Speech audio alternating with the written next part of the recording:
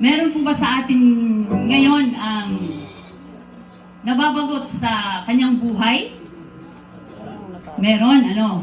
Meron ba or wala? Ay, kala ko wala. Sino ba sa atin yung nalulungkot? Ada? Yung mga may katanungang hindi malaman ang sagot. Meron, ano? Ako nga ay marami.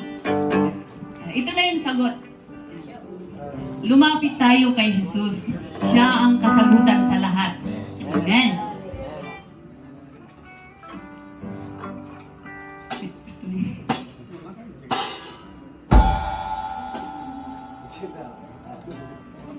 Okay.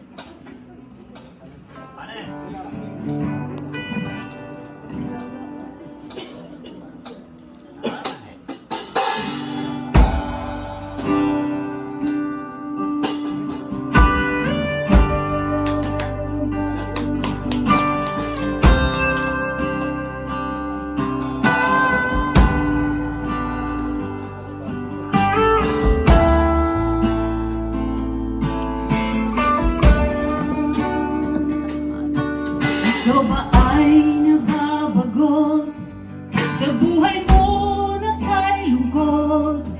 Marami kang katanungan, di malaman ang sagot. Ikaw ba